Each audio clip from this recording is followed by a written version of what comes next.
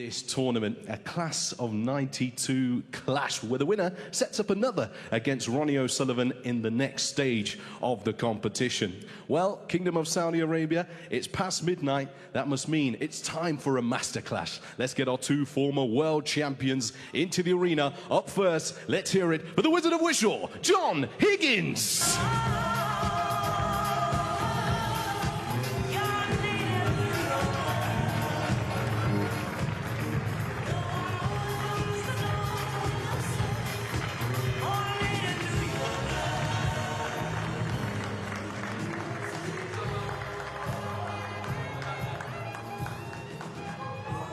And his opponent is the Welsh potting machine. Please welcome Mark Williams.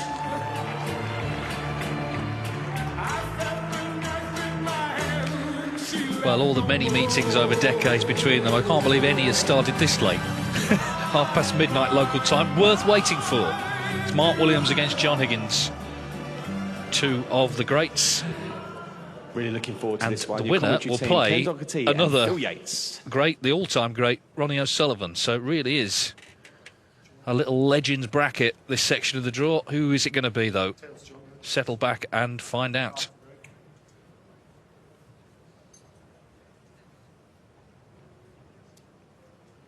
Through against the Qatari wildcard, Ali Al-Abaidi earlier on.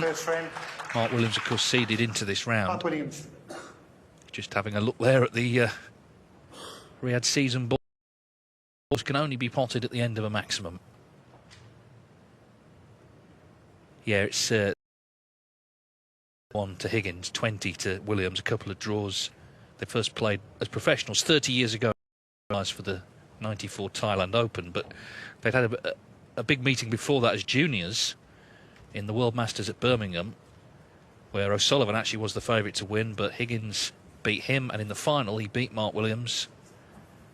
And 18 months later, all three turned professional, and all three have become legends of the sport. Still at the top level. Still knocking in long reds like that. Dominic Dale, another member of the class of 92, has joined me for this one. Yes, a very good evening, everybody, and match I'm really going to savour. Two players that these days have very similar styles of play, but of course Mark Williams, back in his heyday years, was a much quicker player, a more attacking player than he is now.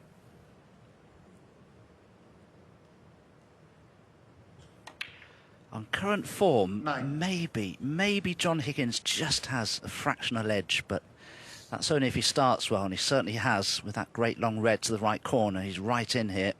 Well, 2 reds, 2 blacks if he pots this, Dominic. Steady on, Dave. Well, he'll do well to get onto the black now. He's landed a little low 16 on the red. Now he can stun the cue ball off the side of the pack of reds, bring a few into play, but he's got to be careful of that centre pocket here with the cue ball. Oh, well, he really did get into the meat of 17. them there. Now, does the black still go?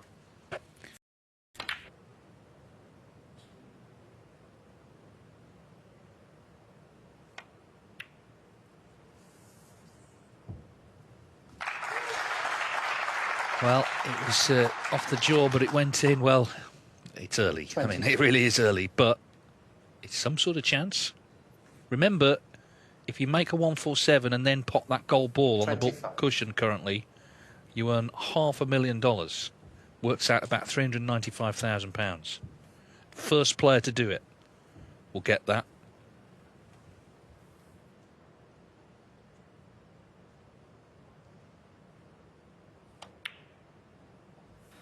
Well, John has made 13 career maximums. He'll certainly be going for it. But is he on the red to the 32. Left corner? Can he see enough of it? It's going to be tight. Maybe there's an alternative to the left centre.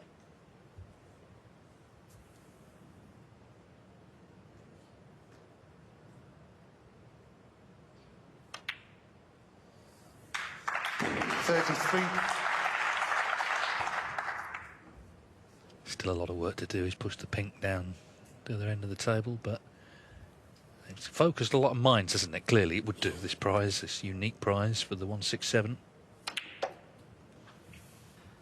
Well, the fact that John played that red to the left corner tells you he's gunning for this maximum 40. break with the golden ball in addition, of course. And it's worth saying, Dom, a week ago he wasn't in the tournament. He was a late call-up, him and Ding. So, I mean, it really would be a bonus. 41. To be ironic.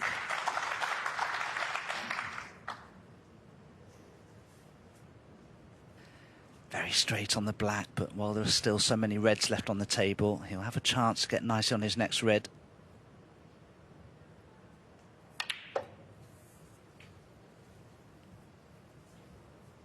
And that's pretty good as well. 48.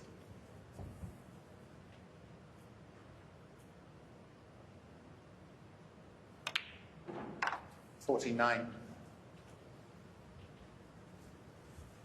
Yeah, a little puff of the cheeks. He made his most recent maximum at the Championship League a few weeks ago, actually. Mark Williams, up to that point, had been the oldest to do it. Higgins took that record back off him. But this would be in another league, really.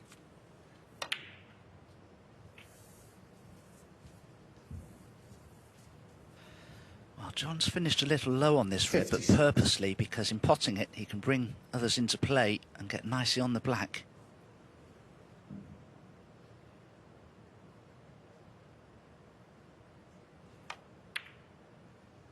$57. Oh, I'd love to put a heart monitor on John Higgins right now. This is the 8th black coming up.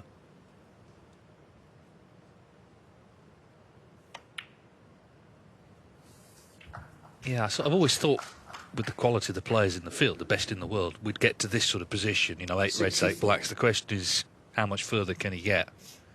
He's known for his cool. But of course, he's not just making the 147, it's then getting on that final gold ball and then potting it for all the money. 65.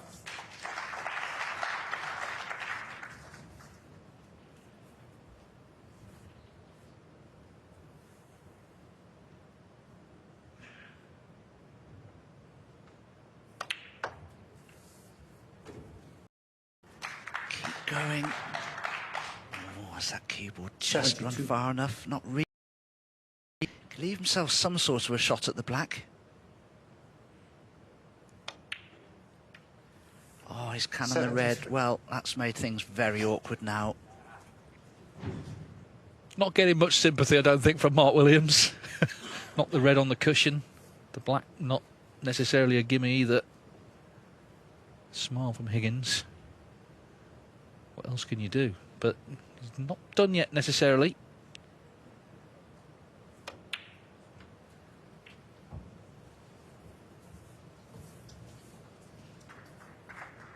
Well, anything but 80. dead straight on this red, and he'll have the chance to screw back for the black, but that doesn't look good to me. He's got to avoid the middle pocket jaws here.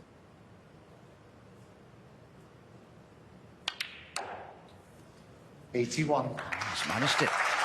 The break continues.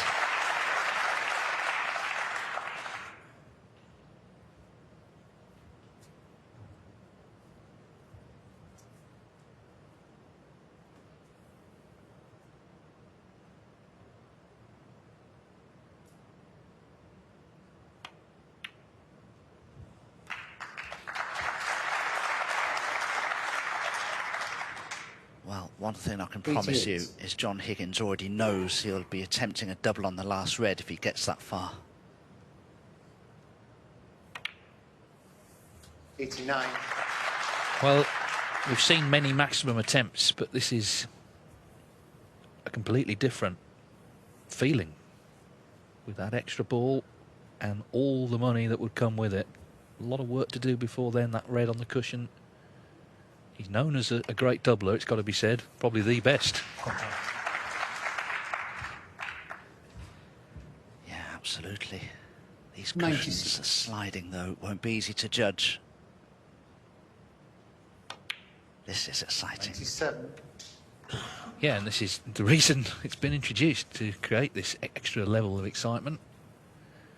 On night one, is it going to go? Is he going to scoop the jackpot?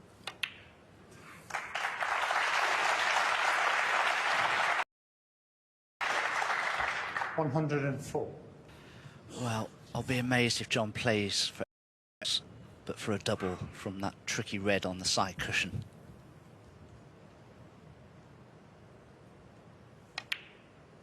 $105.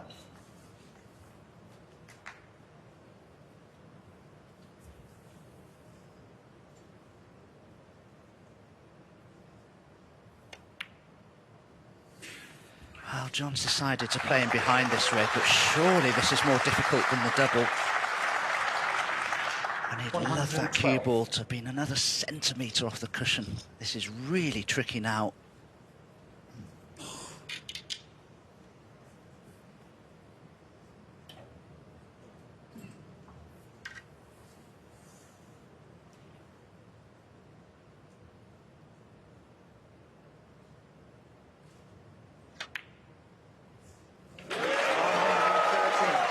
It's in. This next black needs some work, but it's still on. Can you believe it? Wow, this really is quite incredible. He's purposely left himself. Don't move, please. Oh no, there are people walking around in front of John's eye line. That's the last thing he needs. I was about to say he's purposely left himself low on the black because the angle's perfect to get onto the yellow. Now, John, try to keep your concentration.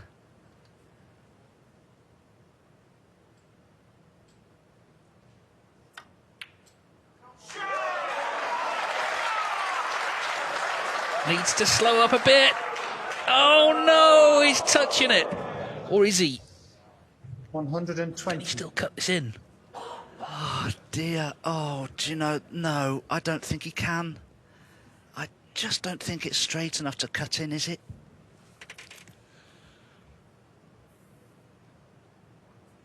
He's going to give it a go. Not to be. What a valiant effort. What a valiant effort it was. But no super maximum in this frame. That's the closest by far anyone's got so far. Anyway, John Higgins with 120 has won the frame. And he leads 1-0.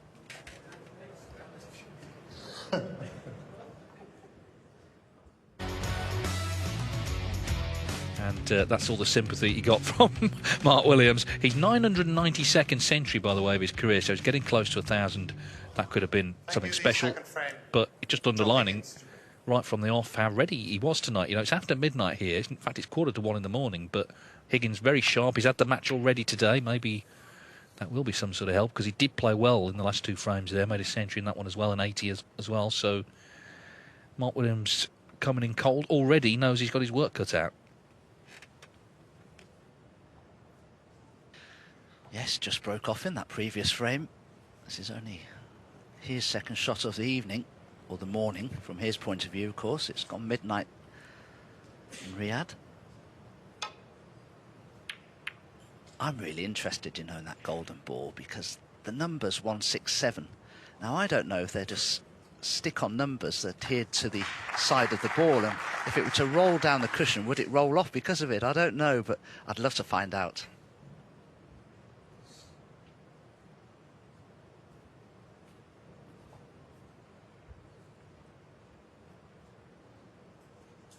I do think the thing about it is it doesn't encumber the rest of the play. It's up there on that bulk cushion.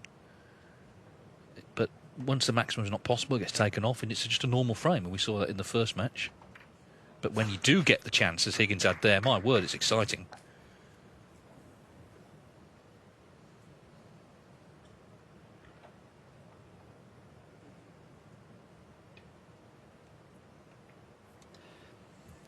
I wonder if you're snookered, whether you can actually nominate it. No. I was kidding. Paul Collier and Jan Verhaas quite rightly have written out special rules, so it's all written down so everybody knows the situation.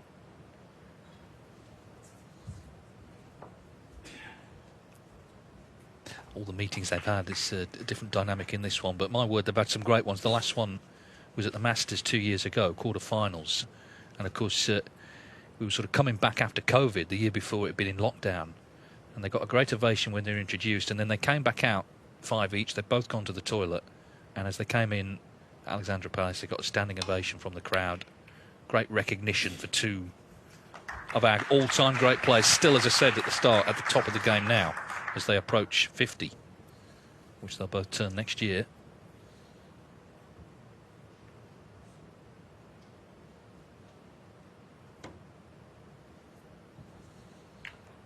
And I think that what that tells you, Dave, is because both of these guys know every shot in the book, when to play them, why to play them, and they're able to win matches when perhaps they don't score as heavily as they did maybe 20 years ago. But having said that, they're not that far away from it.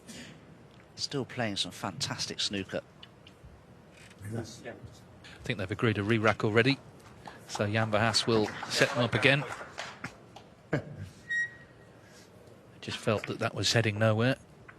A reminder, the winner will play Ronnie O'Sullivan. We know the other three quarter-finals, all of which will be played tomorrow throughout the day. So we've got Luca Purcell against Ali Carter, of course, who's come through just about tonight against Ding. Mark Allen against Mark Selby. Judd Trump against Sean Murphy. And O'Sullivan plays the winner of this one. So they're all matches to savour, matches to look forward to. They'll be played tomorrow, and then the semis on Wednesday afternoon, the final best of 9 on Wednesday evening. Top prize is 250,000. This was the little exchange between them. Williams just sort of giving his views on what John should have done. Why didn't you play for the double, maybe he was saying. I think he might have been saying that because, as Dom said, you know, he's renowned as a great doubler. Anyway, that's all gone. This is frame 2. Second frame. John Higgins. John Higgins leads 1-0 after the drama of frame 1. We've had a re-rack in frame 2, so this is take 2.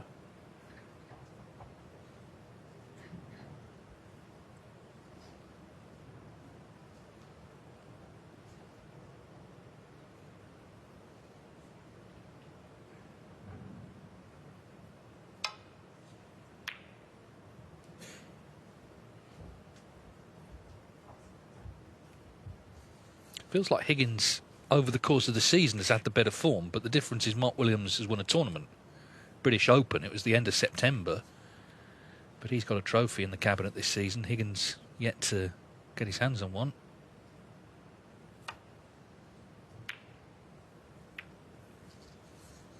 And I think, Dave, that's why John Higgins has sought the help of a sports psychologist, because he's been in some really advantageous positions in semi-finals and the odd final. I mean, he looks set to lift a big trophy, an important title, but has lost consecutive frames and, you know, lost deciders and things, which of course have really hurt him as well. That's right, it's been the odd shot here and there at vital moments. Nothing more than that, really, but they've had a cumulative effect, I think, on his confidence, hence the help that you mentioned that he's looked for.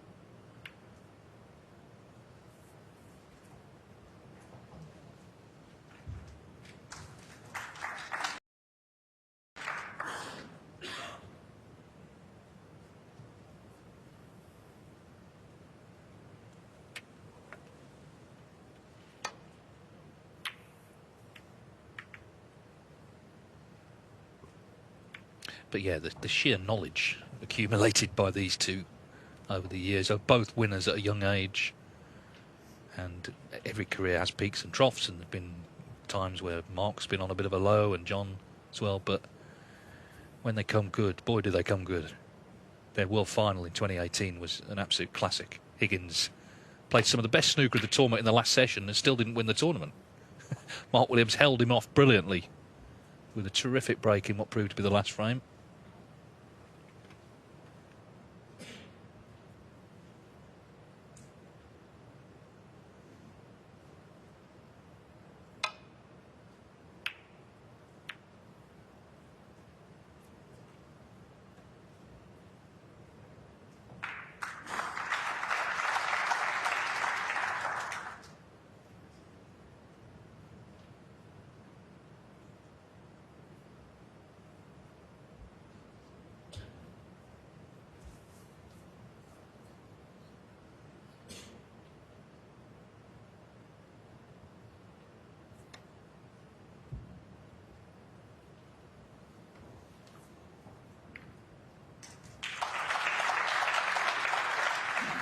wager that's a touching ball. Touching ball, yeah. It is indeed. So a chance here for Mark to try and get the cubal in behind the yellow or the brown.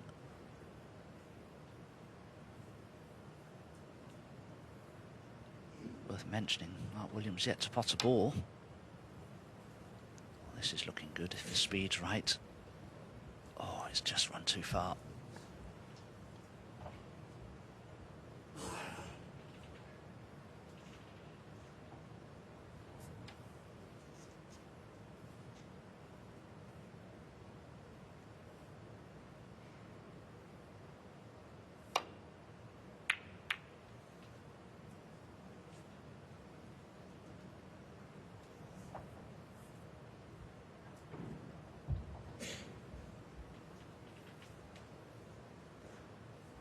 John Higgins has been very lucky there. Mark Williams can't do a great deal with this.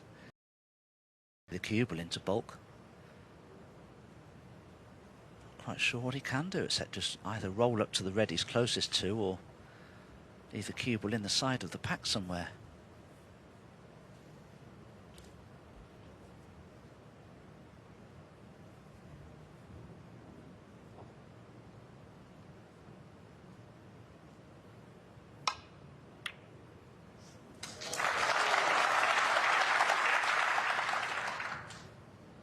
One.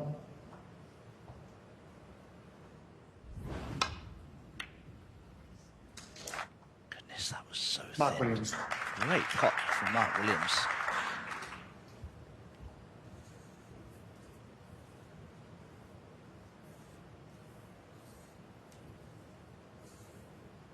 Be careful of that shirt close to the red. You have a housekeeping watch. Well, he didn't get too close, I think it's fair to say. Are you sure it's a miss? Yeah, he was sort of contorted while he was playing it, wasn't he?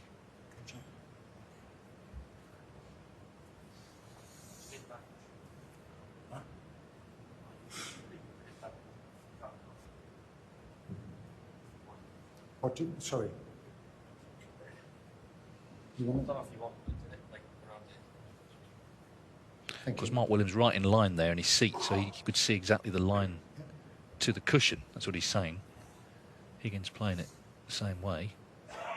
Again, a bit of breathing in required.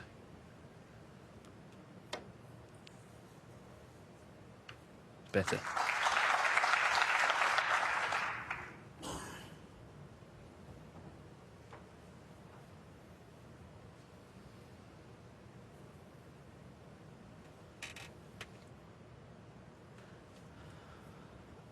Red to the left of the black is possible for Mark Williams, but the problem was that the cubal would have been cannoning into the black, which would have made the pot risky. But he won't be best pleased with that. Cubal not finding the bulk cushion. John can attempt this red to the left corner.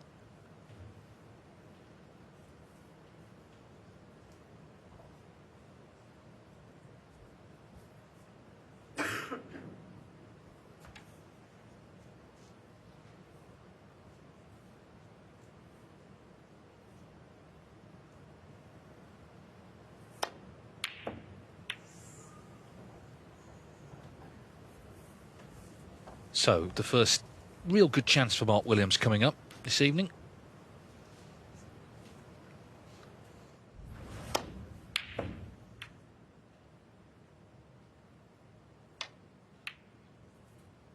One.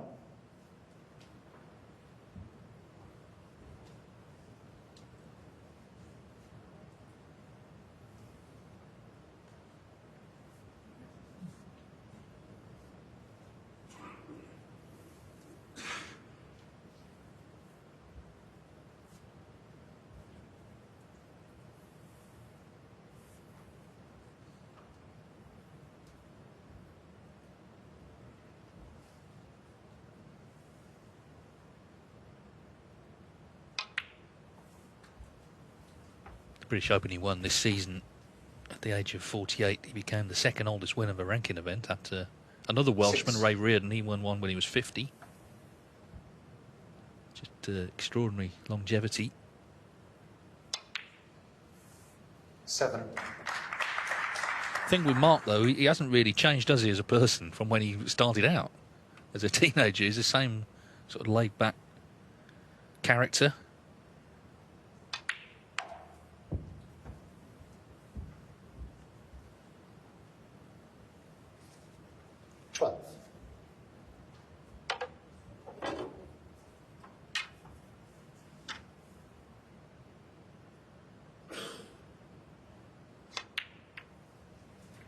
Thank you.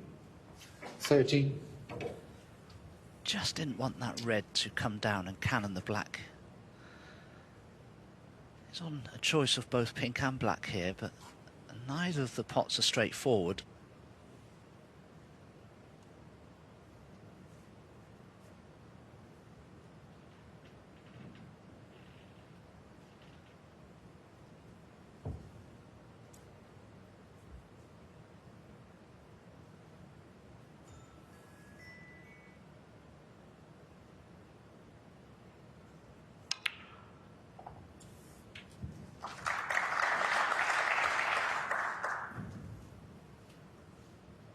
Twenty.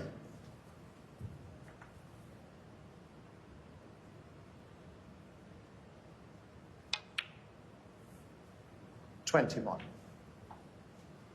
Well, so many players would screw into the pack of reds here, but Mark perhaps is one of the old school players who likes to chip away at the reds. But there are still a couple of potable ones. 28. Useful lead here that Mark Williams was building in this second frame.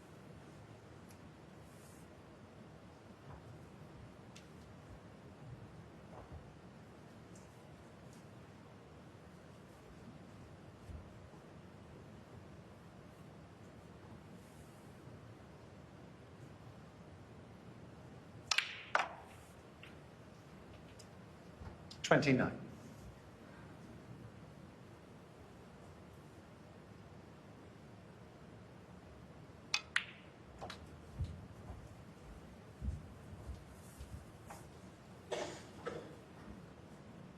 $34.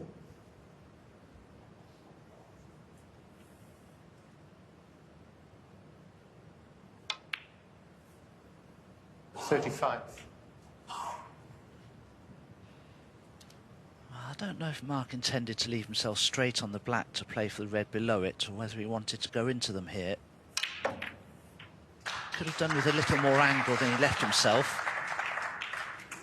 And that's finished very awkwardly. 42.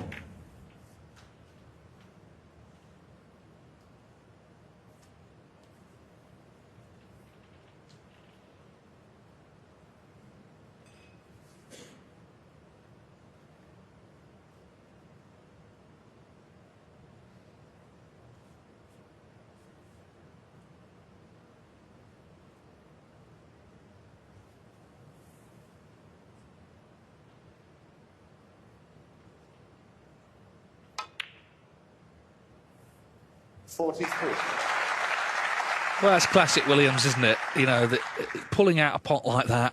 And as I say, you wouldn't have thought that was a pressure ball, really. OK, he's playing the white down a little bit to safety, but he was leaving long reds on potentially, or the red that he went for. But he just got on with it and knocked it in. 46.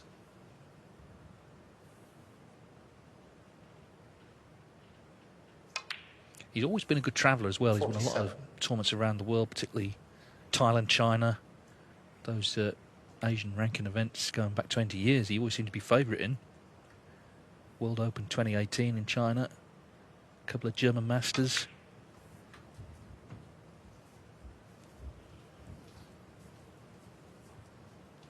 I think he always saw travelling as a privilege, really, you know, coming from quite humble beginnings, the chance to see the world playing snooker. 53. Just checking the scores. Blue 63, the lead. He needs another red.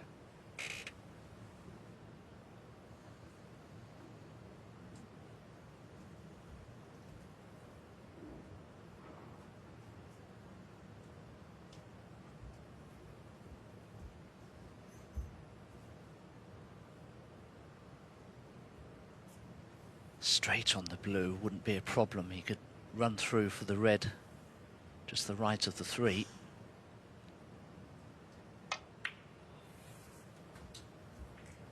Yeah, this was the problem. The angle that he was able to create from the blue wasn't advantageous, so 58. just needs the red, and I think he needs to put all his efforts into the pot here and maybe not worry too much about good position.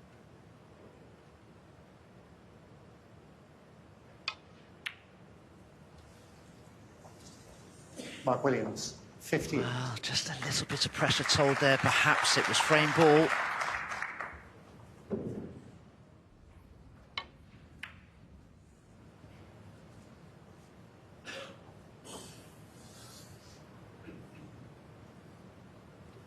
Well, John Higgins has a well-earned reputation for making clearances.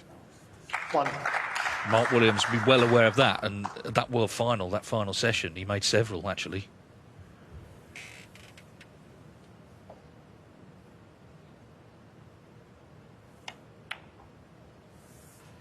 And maybe, Dave, that's why Mark Williams missed the red. He was well aware of it, and I am too. I actually made John Higgins a marginal favourite from here to win this frame. Might sound a little ridiculous to say that, with the work that 9. lays ahead for John here, but when you're in this sort of position and you have a chance to make a winning clearance, it really does focus you.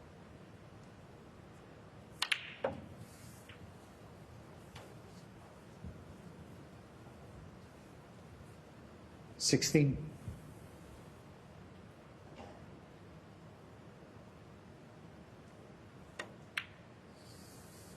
17.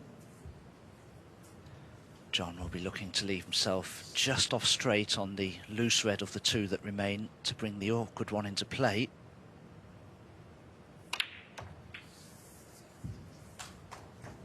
As he just overrun that. Don't think the red that's close 20. to the pink will pot.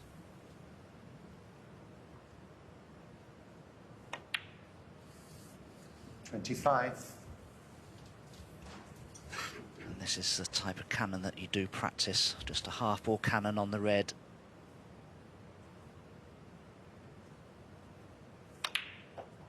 He's missed the cannon. Very surprised. Yeah, so were several people in the audience. They were fully 32. expecting that shot to come off, and Higgins then was favourite, but as it is, got to not leave this red on. 31 behind, 35 on. And he's not done that. John So Higgins, frame's still 32. anyone's.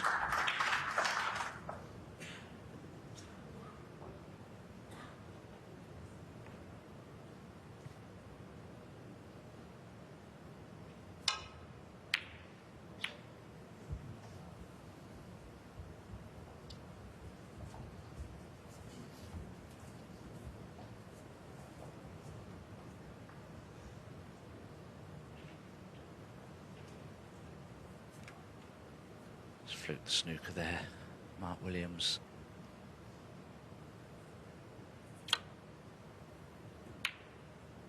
Oh, John's played a great shot here. Pretty much exactly what he was intending to play. And he snookered Mark Williams back. Anybody's framed this. Now, can Mark get between the pink and the blue here? Asking our referee, Anver has to have a look as well. Partial swerve, maybe.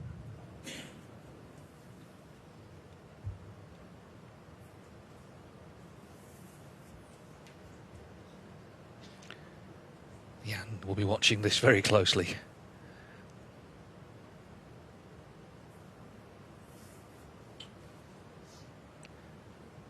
Well, Mark Williams, he wears glasses, doesn't he, when he's not playing? He might want to put them on here. He's very delicate, this gap. Yeah, the problem is when you play it with that right-hand side, it pushes the cue ball to the left. And I think Mark was concerned that the cue ball may have cannoned the pink, but he won't mind that now. Oh, what's going on here? 3 successive fluked snookers.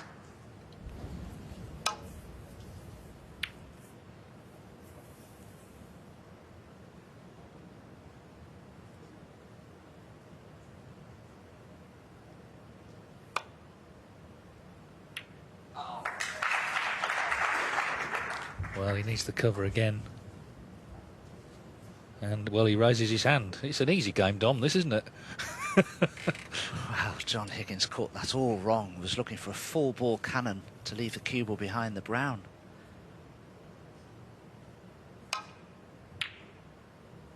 Oh, not again, surely to goodness. This is completely ridiculous. Well, this is not the sole reason these two are still going strong at the top, but it helps if you get a little bit of running. The thing is, they're both getting it, so it's actually cancelling one another out. It feels like Higgins is the one kind of under pressure. Williams only needs the red. Having said that, everything else pots. So once again, can't afford to leave this.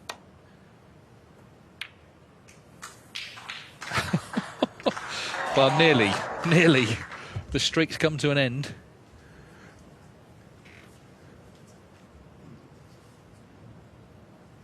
Yes, it has, finally. And Mark can see enough of this red to pot it past the yellow. But there'll be a lot of pressure on this. It's frame ball for 1-all.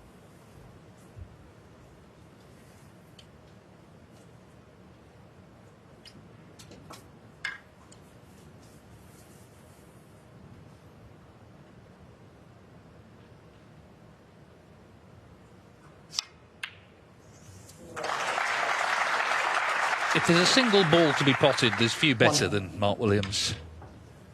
And he's knocked that one in, so not over the line yet necessarily, but 2 snookers required.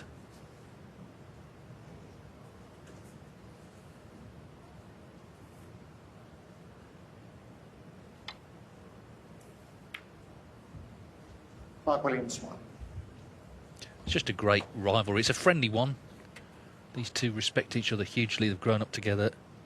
Just the knowledge and the tablecraft and the temperament as well. Capable of big breaks, capable of great safety. Jules got everything really.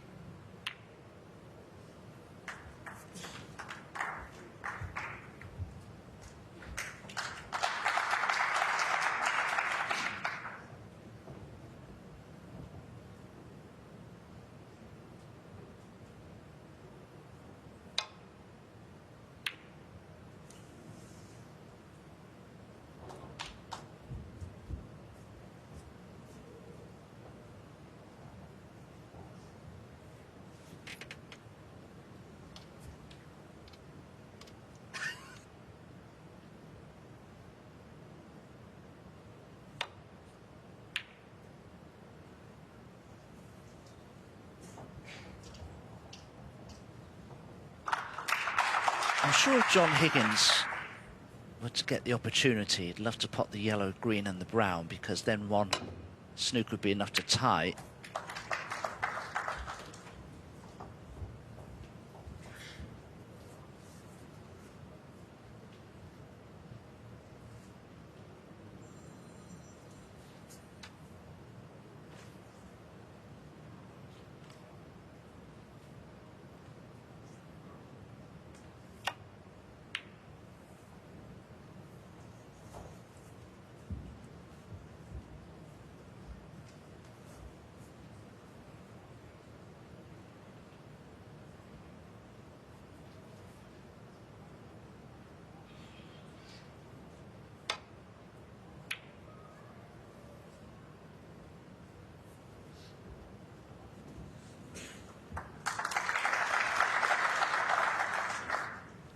Yeah, it's a slight swerve.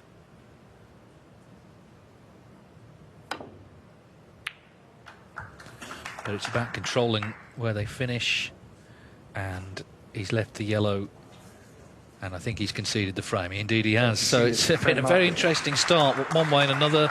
The near maximum I don't think so. in frame one. This frame was re-racked. There was a good old battle there. Higgins had the chance to clear, didn't get the cannon, did he? Red and pink. And anyway, Mark Williams has levelled up. In the All Legends affair, it's 1 each.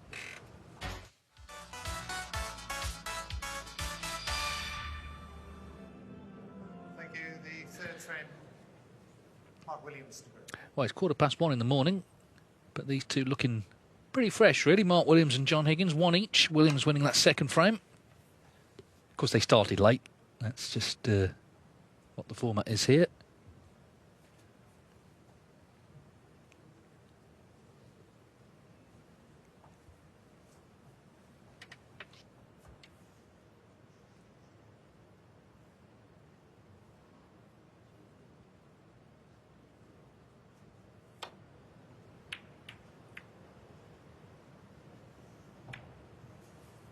Interestingly, that gold ball has not moved yet. John Higgins, in his earlier match, he did cannon it, but it was a double kiss and it didn't move. So it's almost like it's sort of rooted to the spot. It can move. You're not allowed to play it until you've made the maximum, but it can finish anywhere on the table if another ball cannons into it. Well, head bowed, red over the pocket.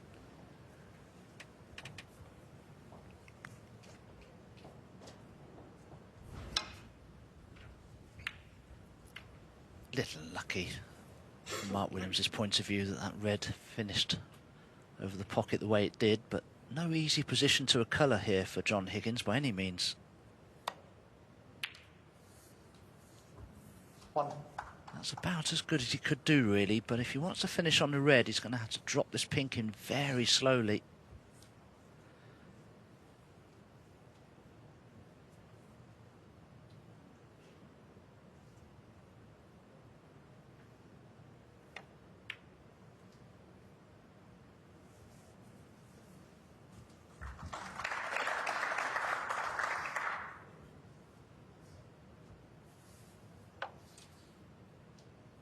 Seven.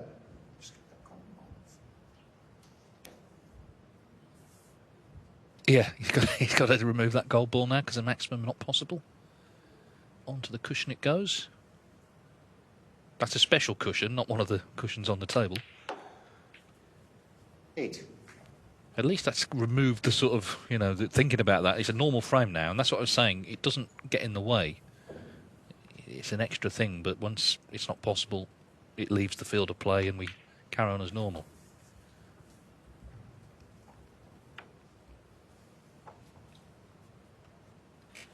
$13. With those two reds just detached from the back of the pack of reds there, if John were to leave himself parallel to the pink, he could screw into the pack of reds and he's bound to finish nicely on a red.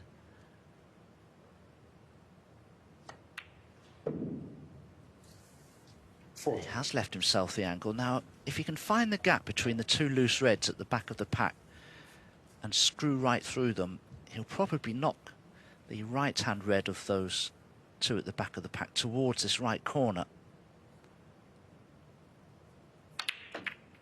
That's exactly what he's done, and he's played it beautifully.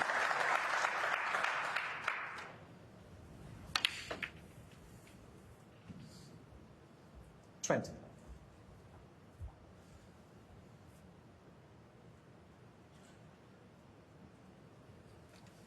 Well, black not great, pink now, surrounded by reds.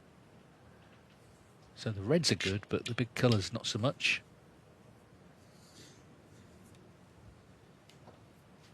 Yeah, you're absolutely right, Dave. I wonder if it's worth trying to cannon the black here towards this left corner. Maybe he doesn't have the angle. Oh, he'd be pleased with this. That's about as good as he could have hoped for.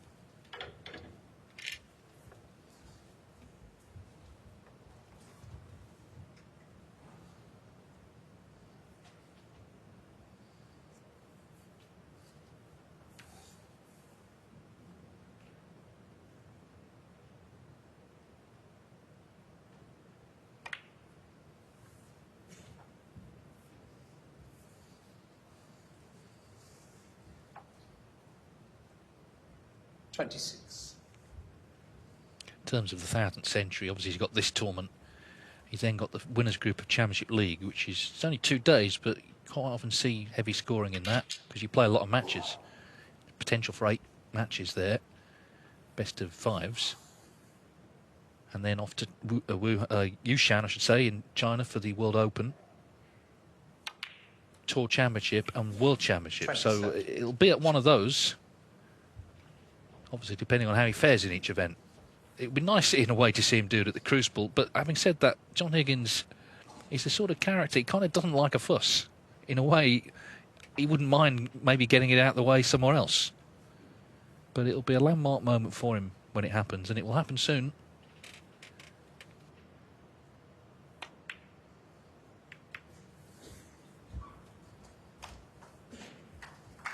Well, that's worked out beautifully. For John Higgins, he's just pushed the pink into a possible position and potting this straight red to the left-hand centre pocket. That frees up the pink spot somewhat. Yeah, John Higgins has already made more centuries this season than he did in the last season.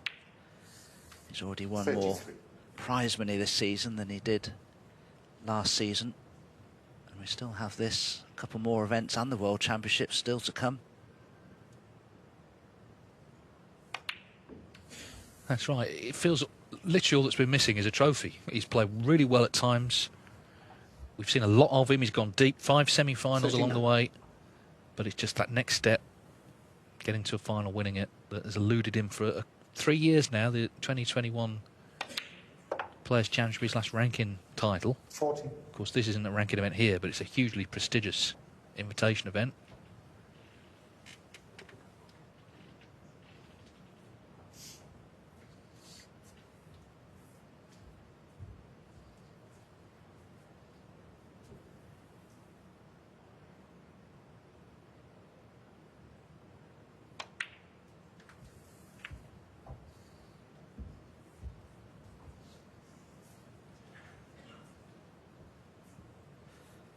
Oh, this has gone all wrong for John Higgins. I don't think he expected that cue ball to push through those two reds. He's on nothing really now. The red to the right centre is far too risky.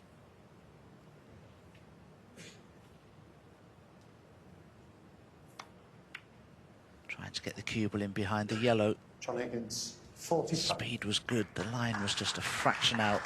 But it's a useful start to this third frame for John Higgins. But that lead is certainly not decisive.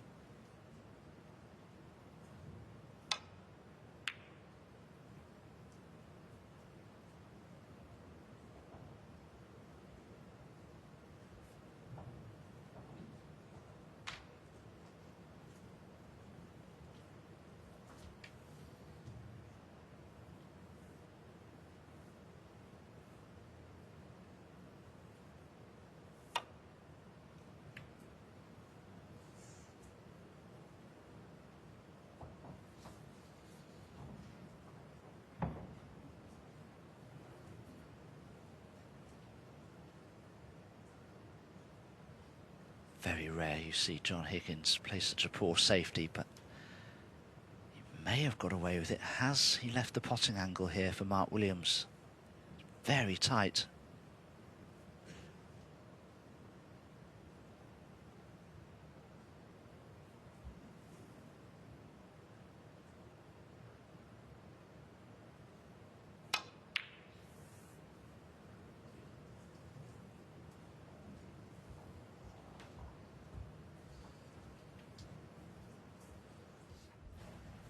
Well, ended up cue ball, I guess, okay here, but it's all sort of a little wince from Williams. 45 behind. Higgins looking sharp this evening. Could have cleared up for 2-0, couldn't he?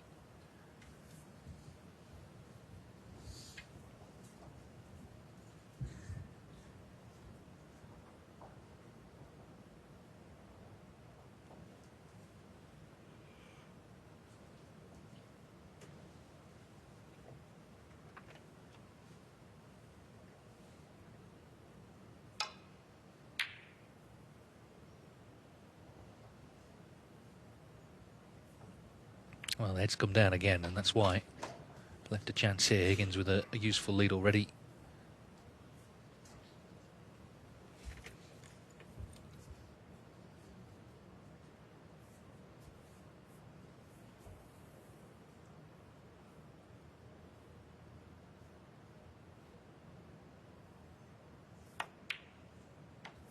One.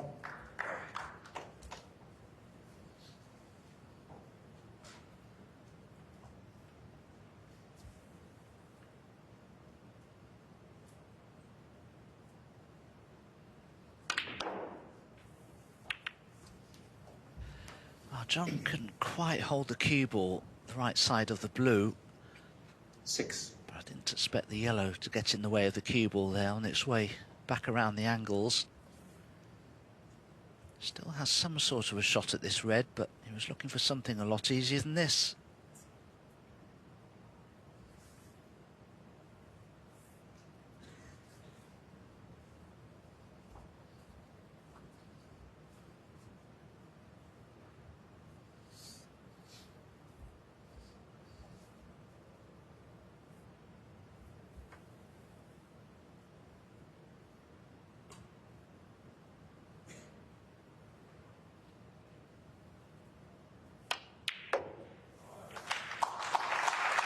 7.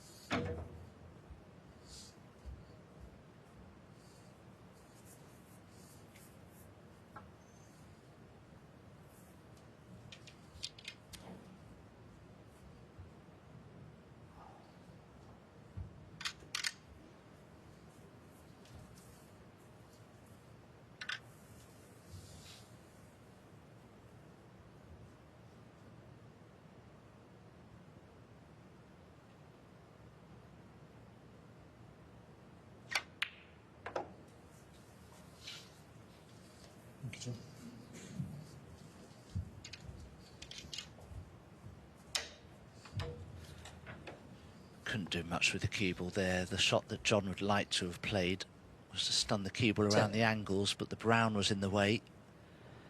Can still pot the red that's closest to the right corner, but it's very missable.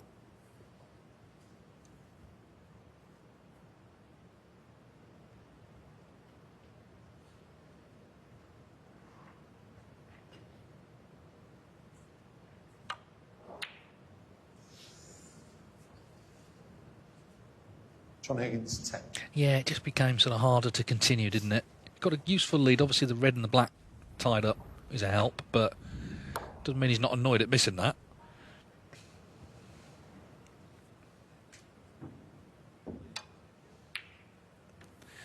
Again, classic Williams, digging out the long red.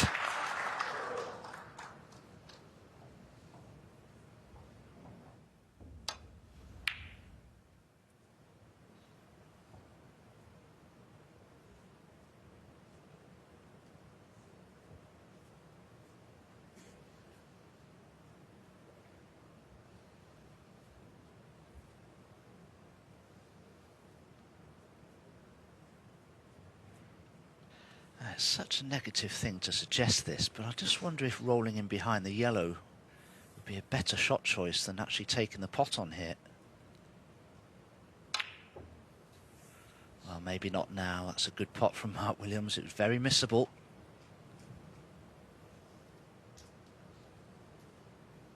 Three.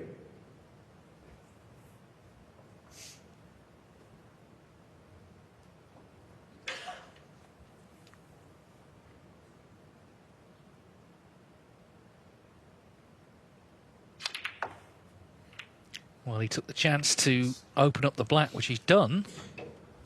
4. Question of what he's actually on here.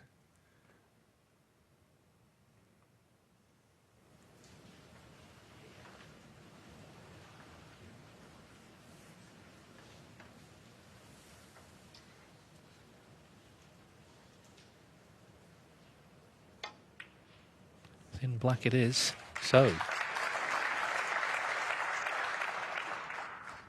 that cue ball runs on a little bit. It's some sort of chance, this.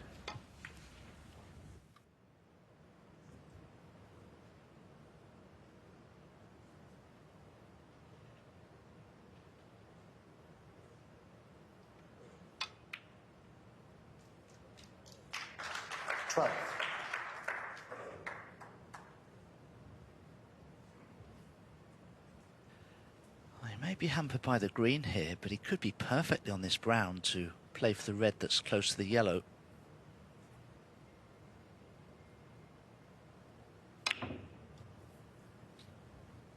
Yeah, played it well. Steadily getting back into this third frame. 16. Yeah, there's no rest at that end. It's caught a few players out because, of course, they're used to it being there.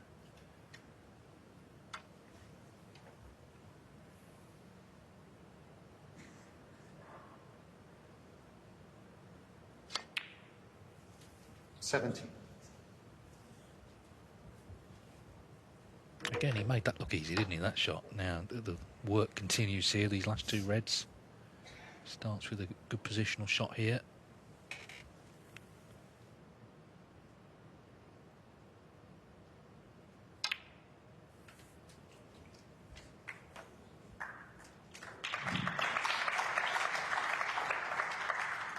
21.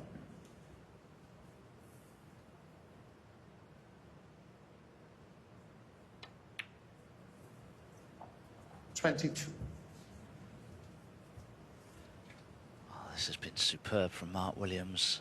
John Higgins will be becoming more concerned with every pot that Mark Williams knocks in here. He's just got the merest semblance of an 29. angle on this red, just enough probably to get onto the black.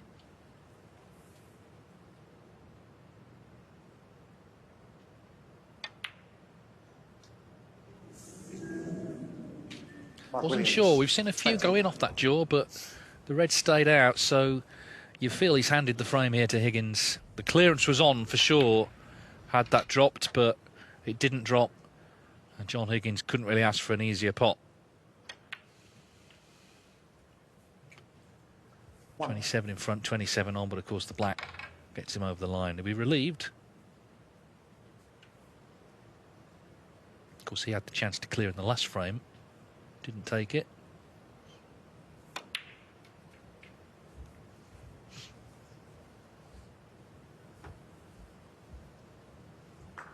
Eight.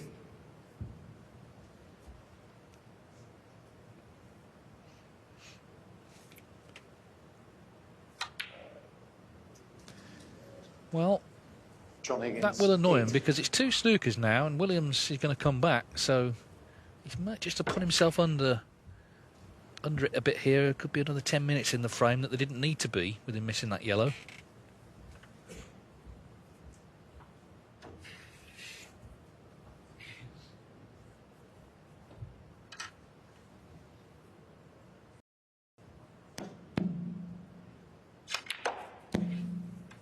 Thanks.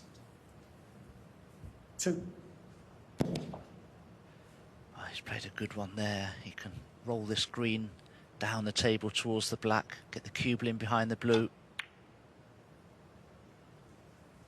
I won't be particularly pleased with that. Had the cue ball been tight against the blue, this would be a difficult escape, but I don't think John expects to miss this.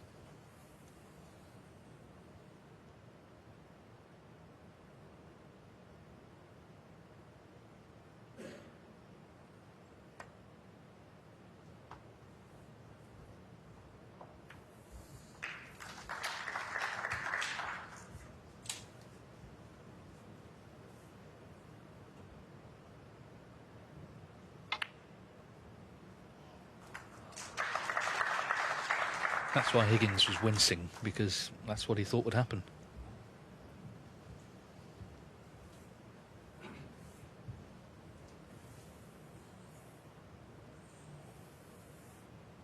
This could be one of those escapes where, from John Higgins' point of view, he'll be trying to pop the cue ball into the green pocket because the green's in the way. You just aim for the pocket and hope that the green does get in the way.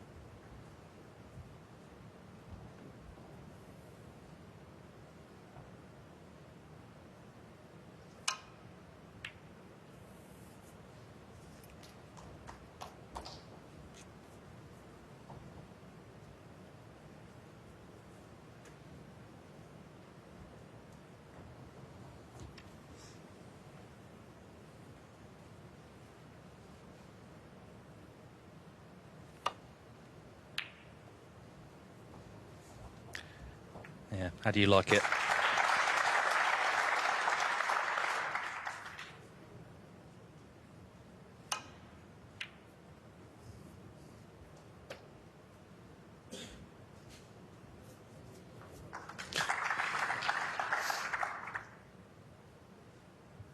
Maybe Just a bit of the green available.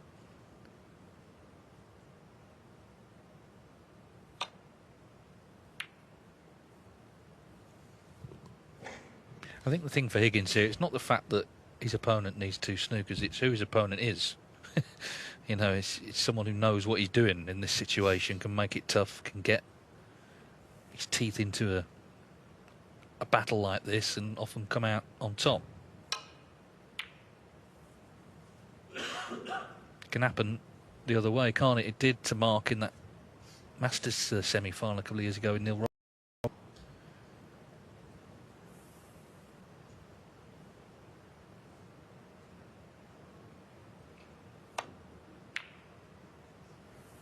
It's all mental energy. It doesn't need to be expending at 25 to 2 in the morning. If he'd have potted the yellow when he had the chance, this wouldn't be happening, would it?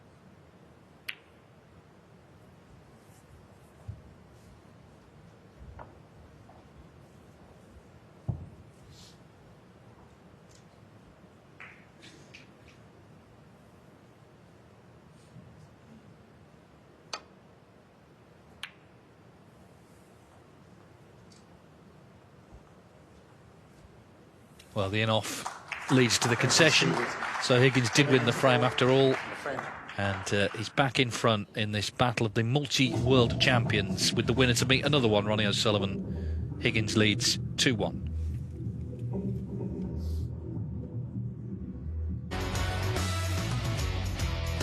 Ali Carter coming through, that real thriller with Ding Junhui. They decided had it all, 4-3, and we're watching John Higgins and Mark Williams 2-1 to Higgins. These are the very impressive numbers. Wherever you look on that board, it's impressive, isn't it? Not least the current world rankings. Williams at 7, Higgins at 10. They're both 49 in the next couple of months. Head-to-head, 21 Higgins, 20 Williams. A couple of draws as well. And John Higgins up to 992 centuries. That's including tonight's. We could have updated maybe the maximum board as well. First frame, he got as far as the yellow, but was very close to it and missed it. But 56 ranking titles between them, all the rest as well. 2 bona fide legends here, and it's John Higgins with the edge, 2-1.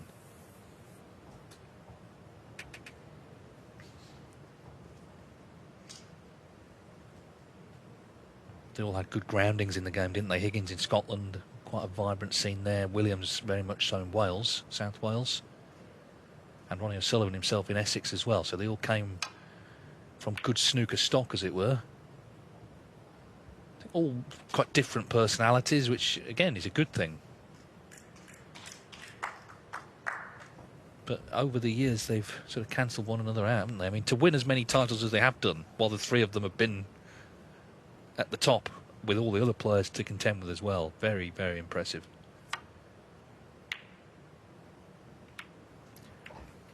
The double kiss. Now, Mark Williams will be on blacks here, won't he, Dom?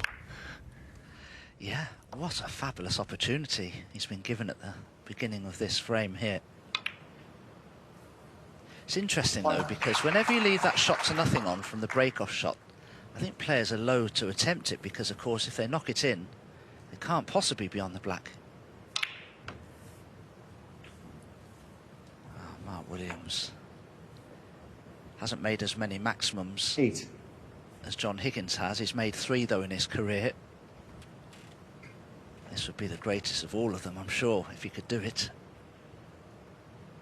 Yes, I mean, there's a long, long way to go, but if you're looking for someone to hold their nerve, and indeed pot a good final ball, look no further.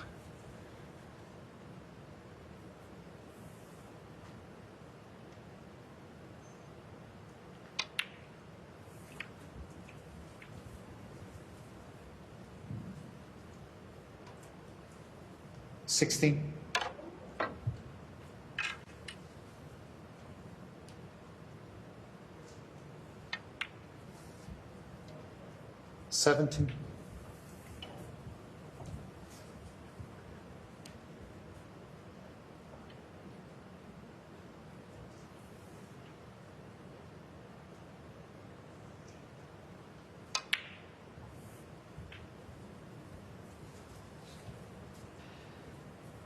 The red directly above the black. 24. That's just free from the main bunch. Now if Mark can leave himself a little low on it, he can bring multiple reds into play, because they're not a great pack of reds to go into from the black. You need to be very careful here. Yeah, he went into them and it hasn't worked out, unless there is a red on the top of the main bunch there that pots into this left corner. 32. Does it go? I'm not sure it does. Oh, it doesn't. No, it doesn't. Well, there's a chance of a double perhaps, but that's all.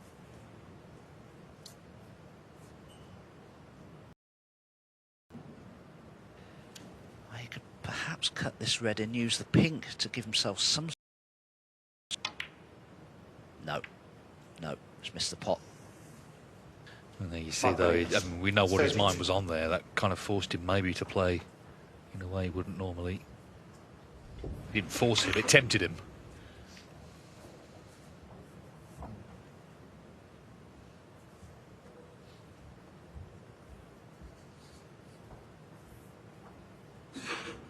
I think if you get a chance, you're going to go for it, aren't you? Because you talk about pot of gold, literally, at the end of the rainbow, the $500,000. Obviously, there's only one tournament with a bigger first prize than that, the World Championship. So we're talking about one frame of snooker that you can earn that much money and put yourself in the record books at the same time. But that's gone now. The gold ball has been removed, and John Higgins will be hoping to get back into the frame and potentially move to within one of victory.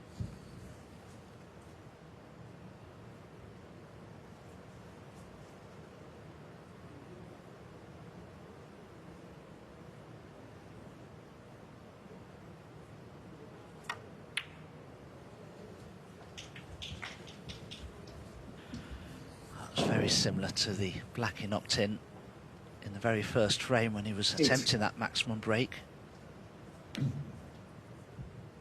Couldn't get good position on his next red, but if he can knock this in, I expect him to be nicely on his colour.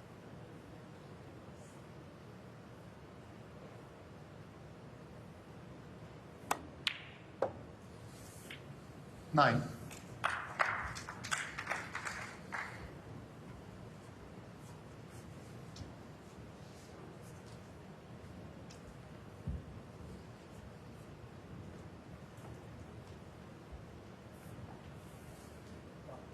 Right.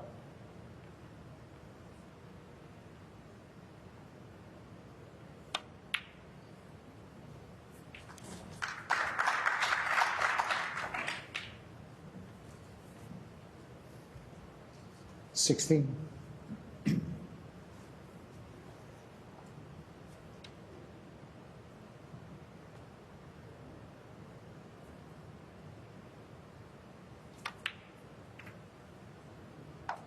Seventeen. That's a very good pot from John Higgins, and he has an angle on the black here to play for red into the same pocket.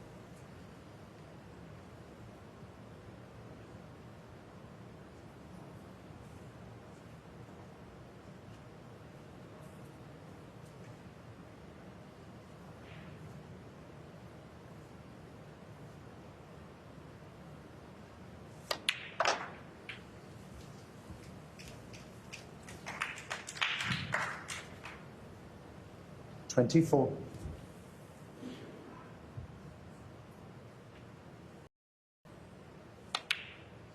25.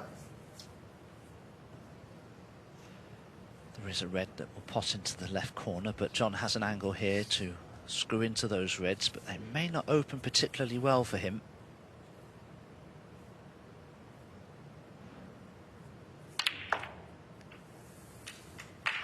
No, there just weren't a good little group of reds to go into from the black. He had that little shelf of 3 at 32. The back, and it was always going to cause a problem. But He still has some sort of a chance at a red into the green pocket.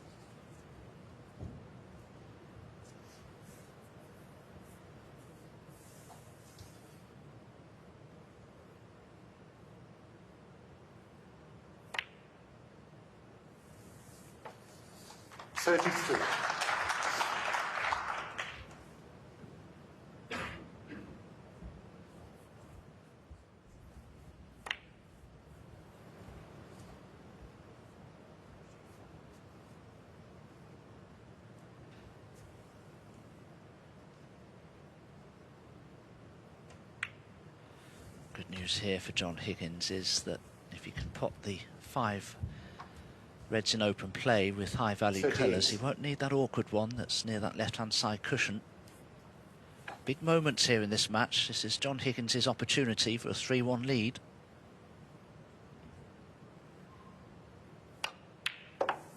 $39.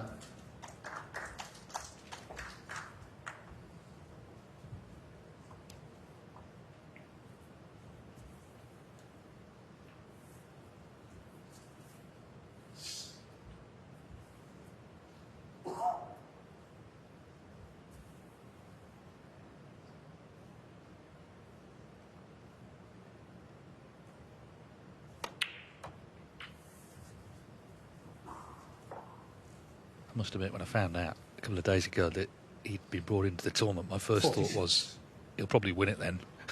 Because it seems to happen in sport. There's been occasions in snooker where Steve Maguire got in that tour championship, didn't he? Because of COVID and Ding couldn't play, he ended up winning that. 47. We'll see. First things first, try and win this frame and push on and win this match. Williams had maximum, super maximum on his mind.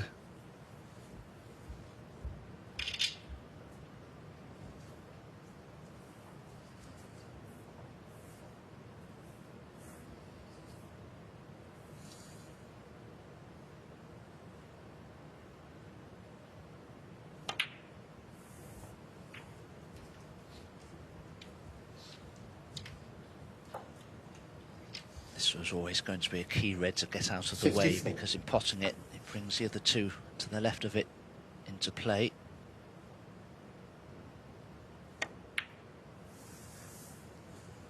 $55.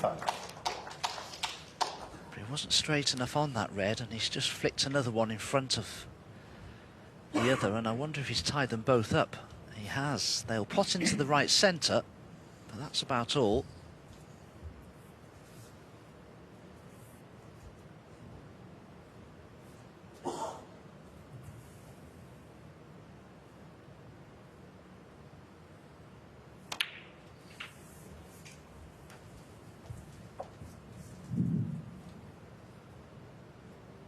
$62.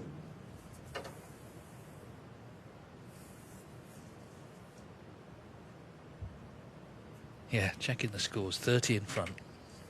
So doesn't need the red on the side cushion. 63.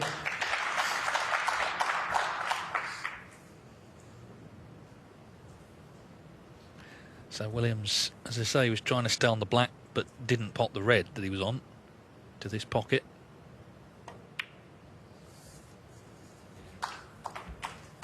And John Higgins needs this red, barring snookers, to lead 3-1.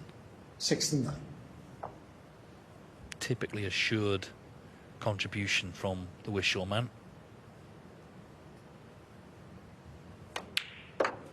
70.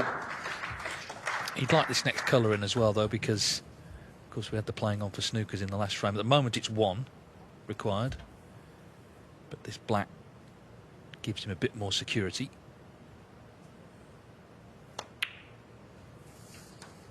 And he can play the double, which I think Mark Williams said he should have done on that maximum attempts. 77.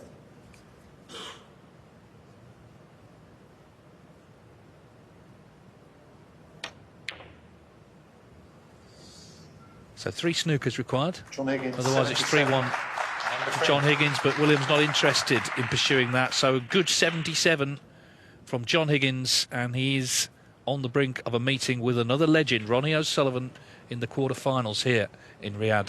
He leads Mark Williams 3-1.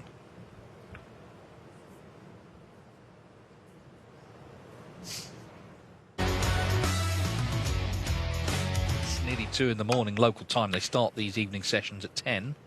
We saw a thriller earlier, Ali Carter beating Ding Junhui 4-3. And John Higgins is in the position, actually, that Carter was in 3-1 up. Can he get over the line more comfortably? Can Williams get back into it? It's been an entertaining affair, this. Higgins making a very solid 77 in that last frame to get the 2-frame advantage.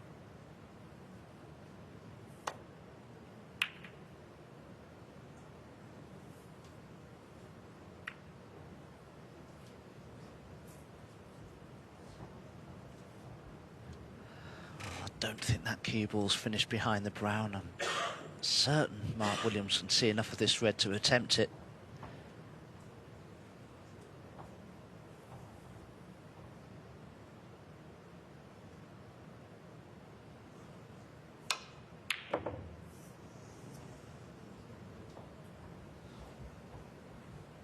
It's one of those, he sort of had to go for it, but he hasn't got it. So Higgins with an immediate chance here. In the frame, he needs to win the match.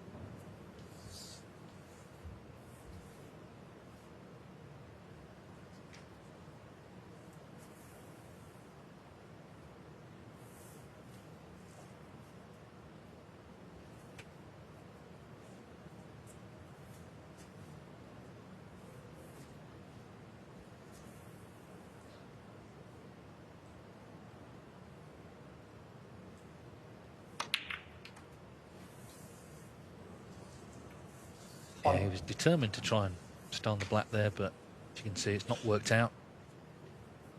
Red in bulk complicates things as well now.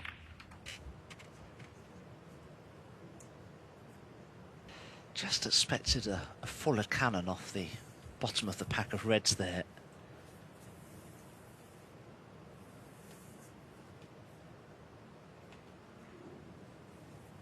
Can't play the gold ball here. That would be a foul if he hit that first. John Higgins 1. And we say goodbye to it.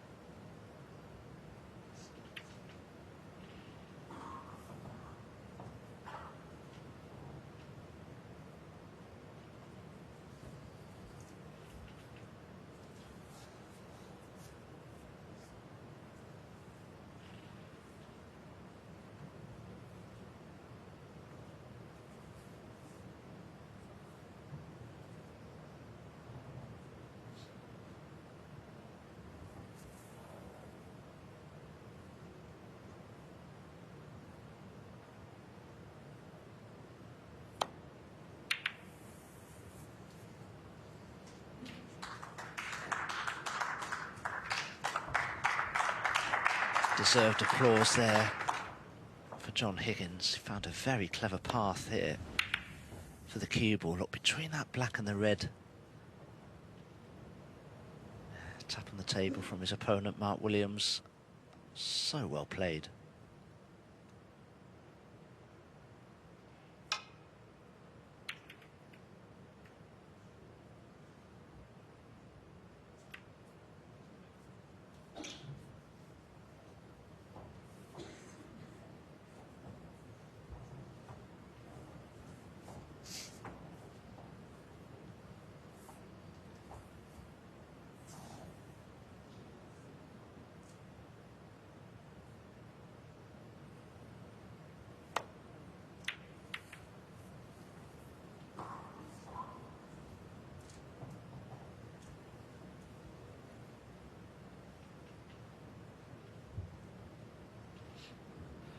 chance for Mark Williams perhaps to get the cue ball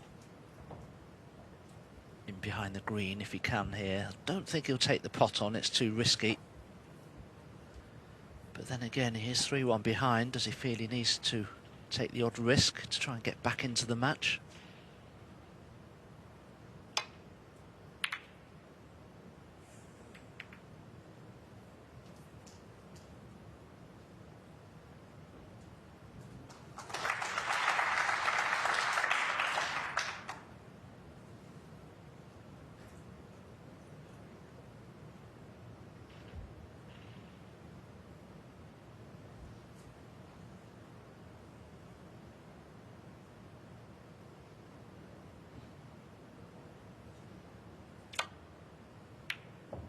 Foul. Well, it couldn't have gone worse, could it? The in off and the red stays over the pocket. Couldn't have gone worse for Higgins, I mean.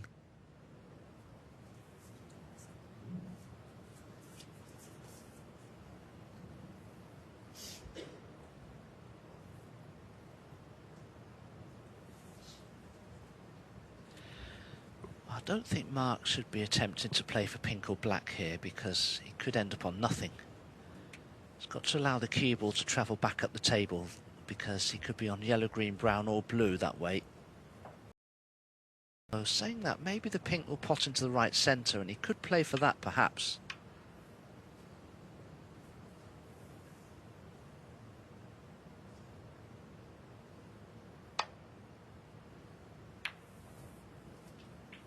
One.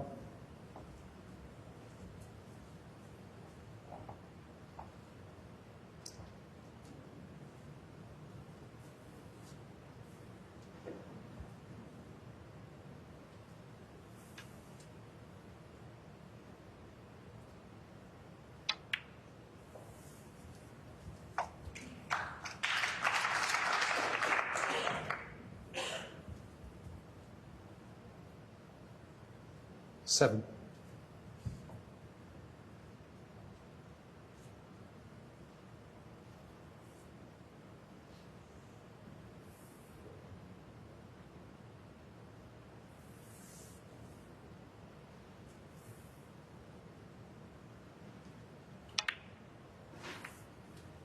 Eight.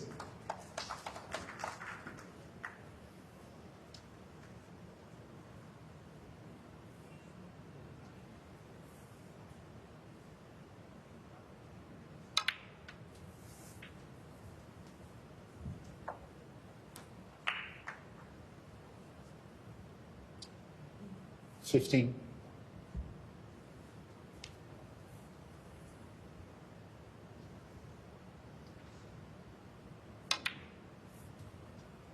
$60.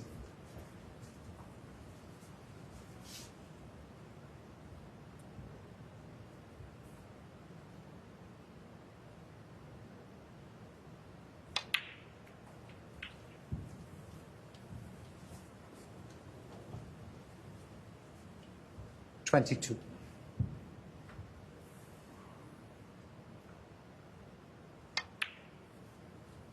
$23.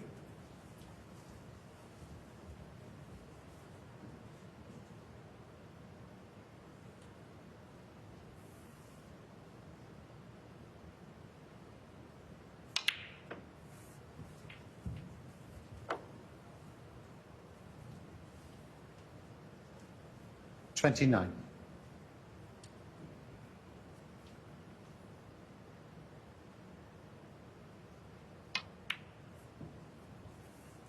$30.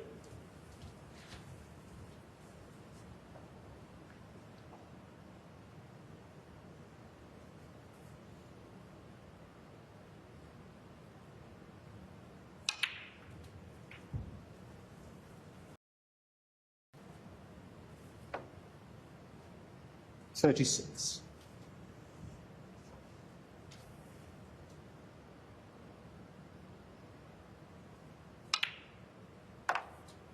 $37.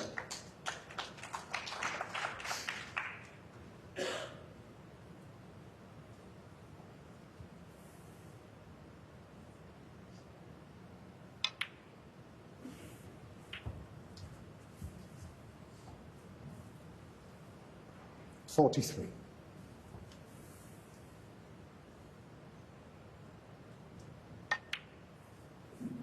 $44. Could play for either of the two reds that are occupying the pink spot here, Mark.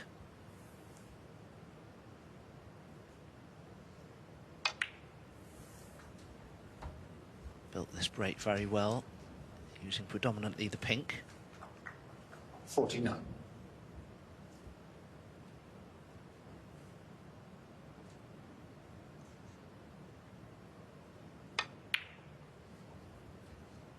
$50.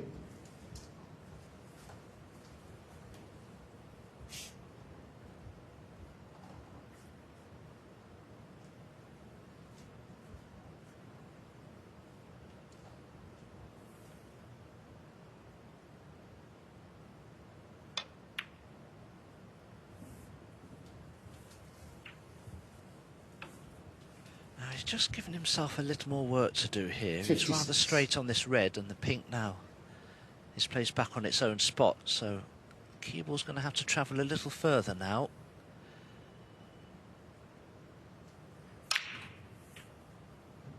Lead of 60 points, 57. so just this pink and one more red required, and what a great positional shot he's played there.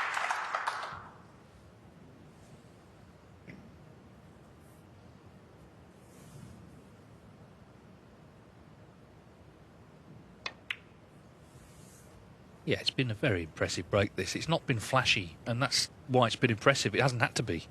He's just been 63. in nice position, just going about his business, floating them in as he does. This red should make it 3-2. 64.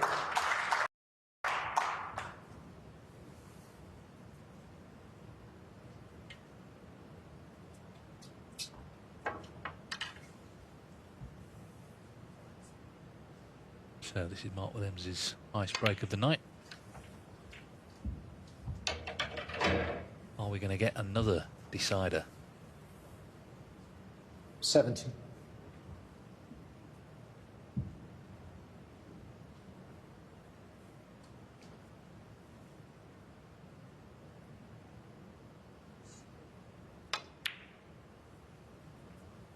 $71.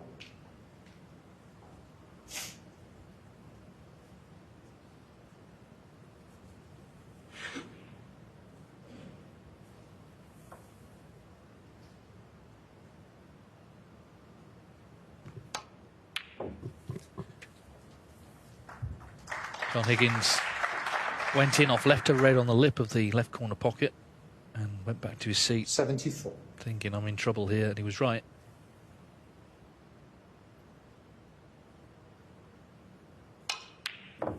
$75. Earlier in his career, Williams wasn't that bothered about centuries, but over the years he's become more conditioned to try and make them. Made 32 this season, same as he made the whole of last season. It's been a 81. bit more snooker though, because he's not played in absolutely everything.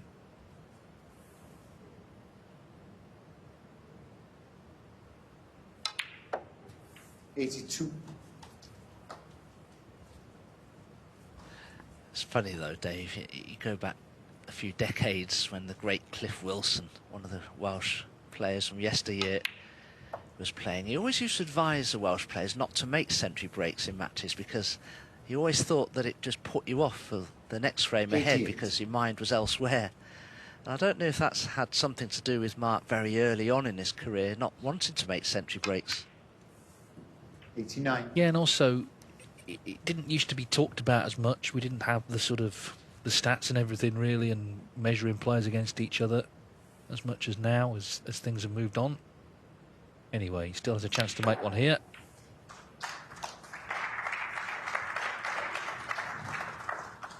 Nice shot again. It's been a 95. nice break this, hasn't it? You know, well controlled.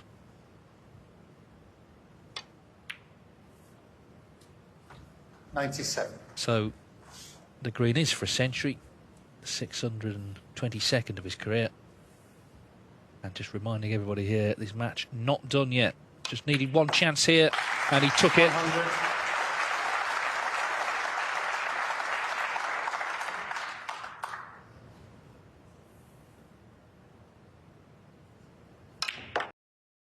So we've had 5 centuries on the opening day, and a 103. play and not done yet.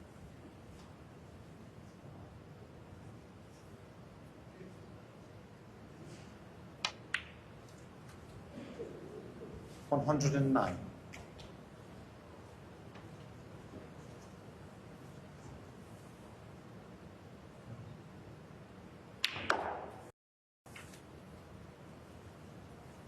115.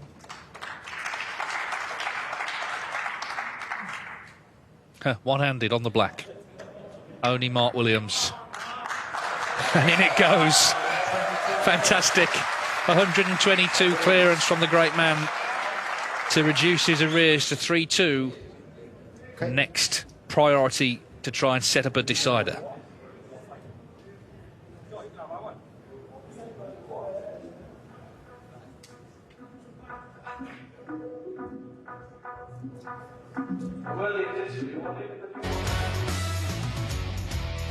Clearance from Mark Williams. Got a big cheer for this. Lovely break it was. 3-2 then to John Higgins on day 1 of the Riyadh Season World Masters of Snooker. Frame 6. John Higgins to go. So local time, just gone 2:15 in the morning, but these two still looking fresh as daisies. Because they started late. It's not like this match started at 8 o'clock. They knew they were going on late. They could prepare for that, I guess.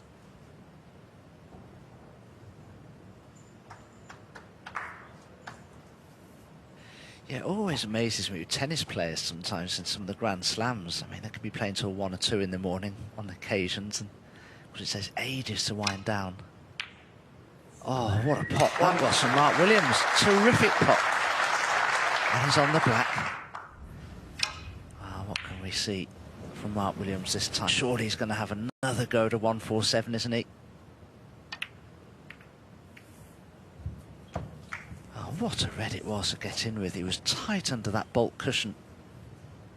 8.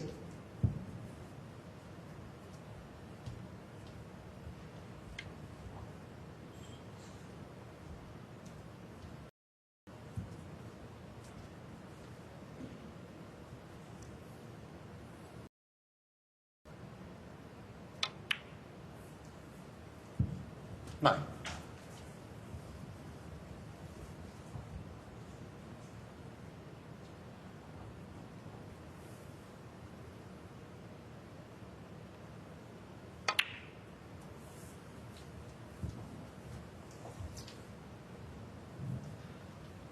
Again, he's landed 16. low on the red purposely. He can screw off the corner of the pack of reds or run through them. Oh, he's overcut the red. Mark Williams. Mark Williams 16. left exasperated there because not only has he missed the red, he's gifted John Higgins a wonderful opportunity here to close out this match.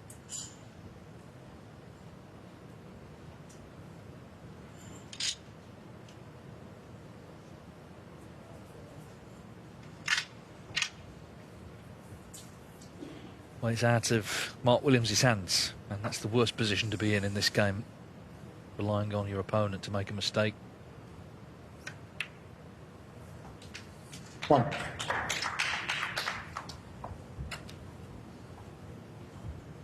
John Higgins had that very early chance in the last frame, just didn't land on the black off the red, didn't get another chance really after that, so this is his first good chance, you'd say, to try and get the match won, or certainly get towards that.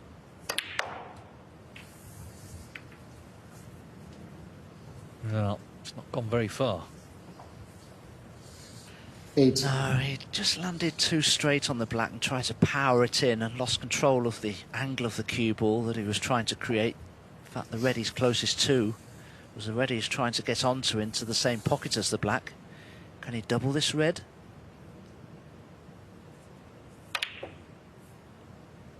Oh, there's a good effort.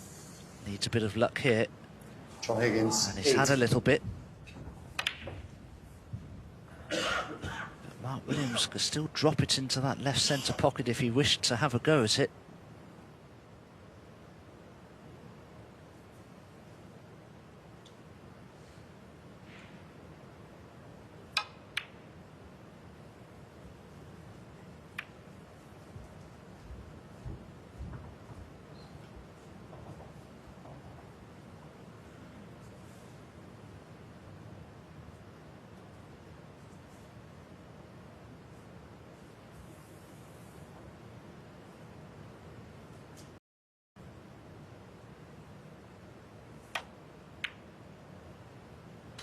1.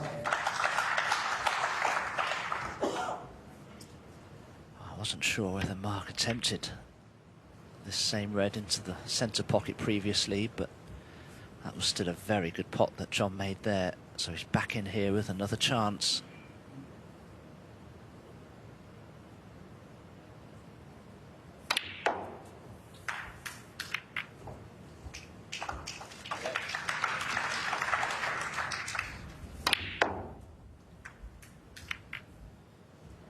Five.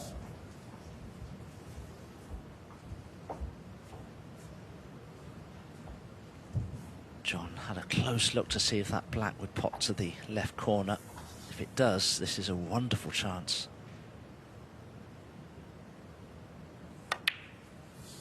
John does 6. think it pots well. Frame of match could be over in around 5 minutes from now if John remains at the table here.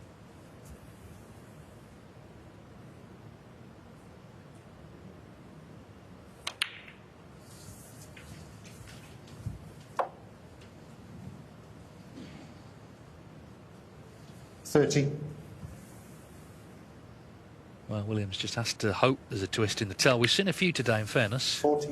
Ali Carter was looking good at 3-1, wasn't he, against Ding, and Mr. Black completely out of nowhere. Got the job done eventually, 4-3.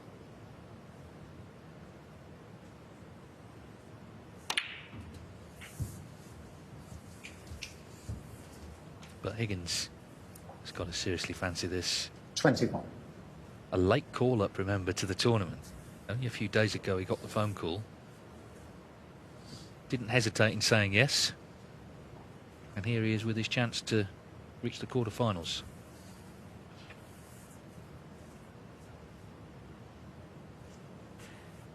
Just not entirely happy with the position on the red, so he's playing an alternative.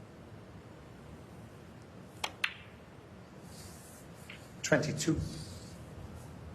Apart from the yellow, of course, there isn't a ball, so John Higgins would be disappointed if he can't win frame and match from this opportunity. If he's not on one red, you'd think he'd be on another.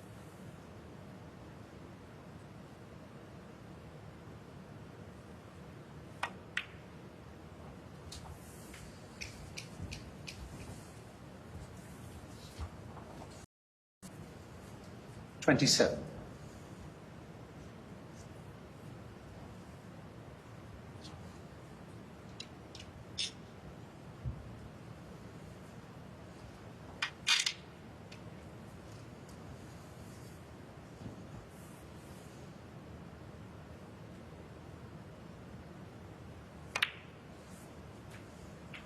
28.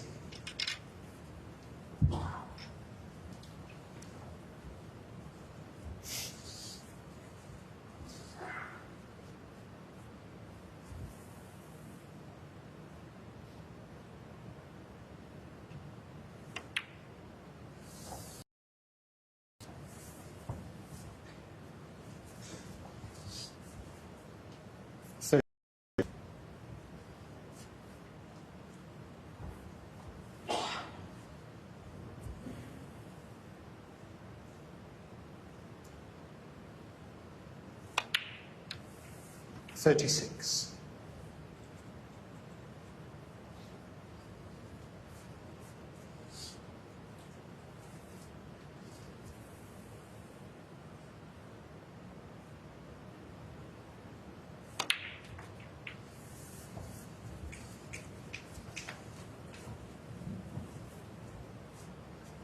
43.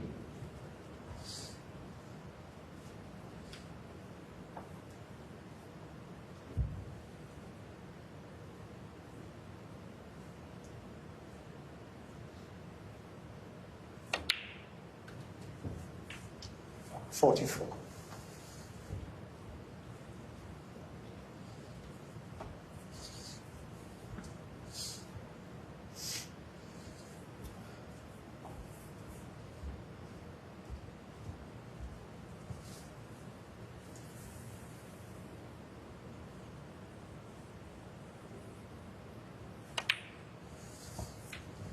So getting closer, 42 in front.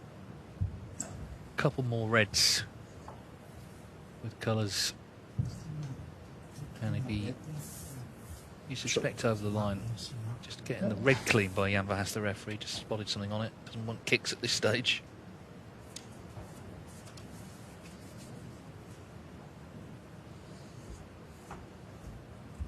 $50.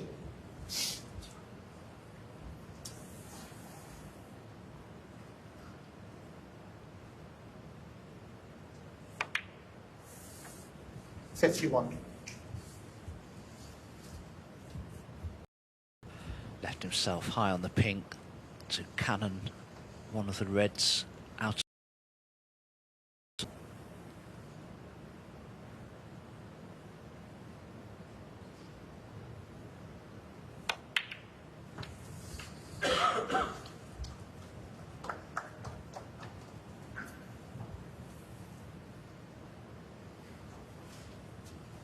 $57.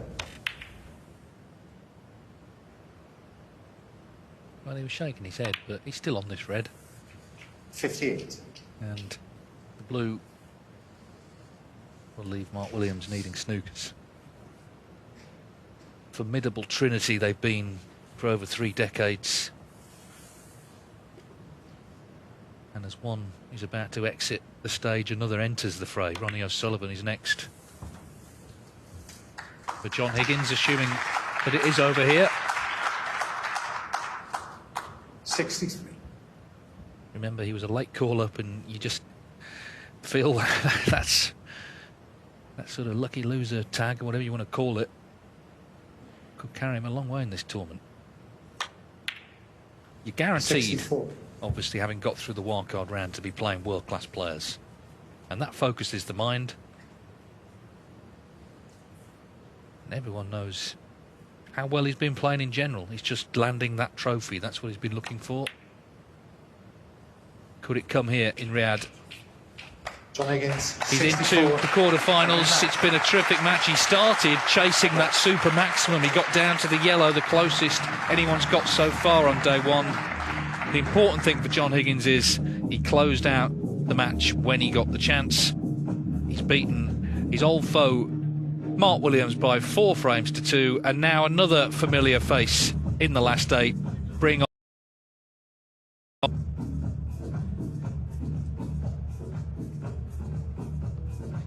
John Higgins getting just taking the time to pose for some pictures with the locals here. It's quite late, it's 2:30 in the morning, but job done, and he'll be back tomorrow night to take on the Rocket. That's always a match we look forward to, and I'm sure we'll hear now from John Higgins.